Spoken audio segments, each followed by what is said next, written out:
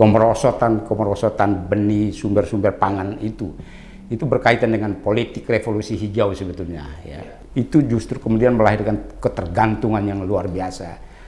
Itu problem yang saya pikir. Ketika misalnya keputusan-keputusan itu dilatari oleh kepentingan-kepentingan, pertimbangan-pertimbangan ekonomi politik yang kemudian mengorbankan masyarakat, saya pikir itu bertentangan dengan nilai Pancasila.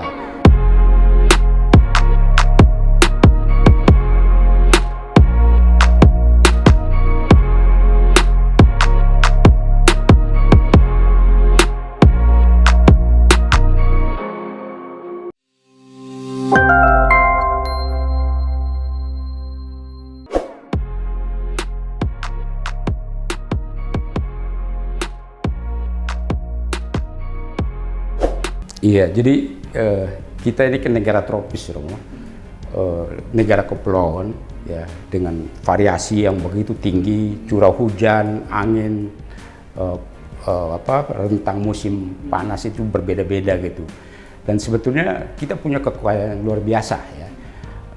Punya benih-benih lokal, ya, di Papua dengan sagunya, di Maluku, di timur bagian agak timur itu juga ada sagunya. Ada varietas padi yang luar biasa, ya, di dataran rendah, di dataran tinggi, ya, termasuk jenis-jenis lainnya. Saya pikir tidak bisa diabaikan bahwa kemerosotan benih sumber-sumber pangan itu berkaitan dengan politik revolusi hijau sebetulnya, ya. Kita kenal politik revolusi hijau.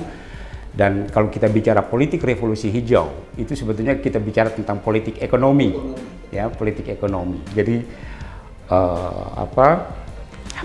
kalau bicara politik ekonomi, itu kan sebetulnya bicara soal pengendalian tadi, ya. Anda harus tanam apa? Kalau Anda tanam varietas A, maka pupuknya itu harus B, tidak bisa pupuk yang lain, dan seterusnya.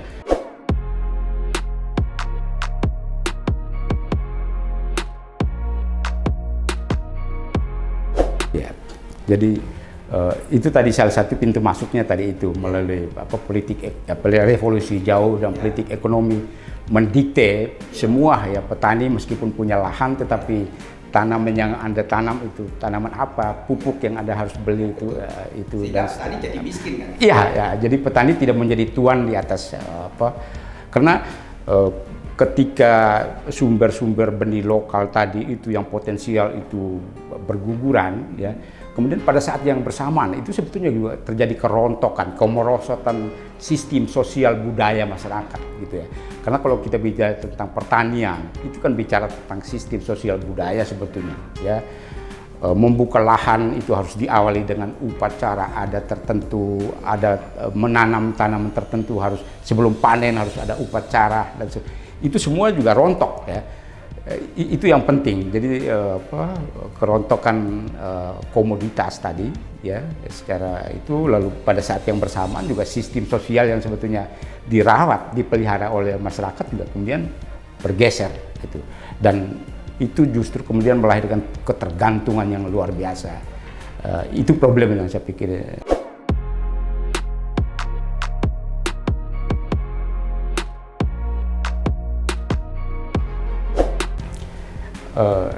Saya pikir, ya, kalau sebetulnya itu kan mestinya pilihan-pilihan rasional, ya.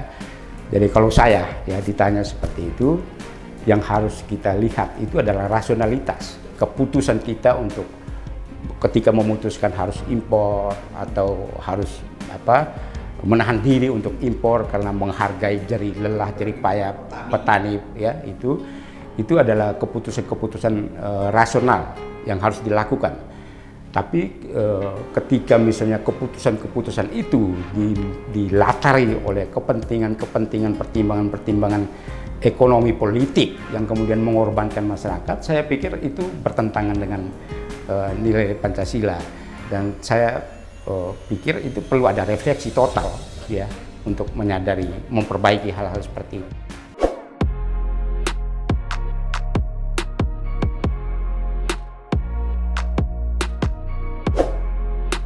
Jadi pertama mungkin ya perlu itu kita memastikan ada sentra-sentra produksi pangan Dan bicara pangan berarti bukan hanya bicara padi dan beras ya, itu yang juga saya pikir penting, itu penting. Jadi kita memang sebagai sebuah bangsa harus punya mapping yang jelas ya, ada areal yang cocok untuk padi, sawah, padi ladang misalnya di Kalimantan itu masih banyak petani-petani yang mengandalkan ladang, ada jagung, ubi ya, iya ada, iya.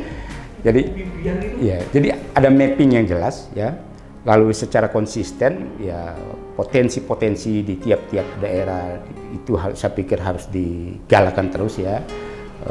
Di beberapa tempat misalnya sekarang ya ada kesadaran dari pemerintah bahwa hidupnya pertanian itu juga ditentukan oleh adanya air, lalu prakarsa untuk membangun bendungan-bendungan itu juga saya pikir harus tidak selesai di bendungan terbangun, tapi harus memastikan bahwa di situ akan ada kegiatan aktivitas untuk pertanian ya secara luas seperti itu gitu. Dan itu harus disupport dari kebijakan nasional ya, menghargai jerih lelah para petani itu, pasar harus dibuka, keterampilan mereka harus dibuka, modal-modal jangan terlalu tinggi ya, modal-modal yang disesuaikan dengan kebutuhan-kebutuhan real masyarakat itu harus dibuka.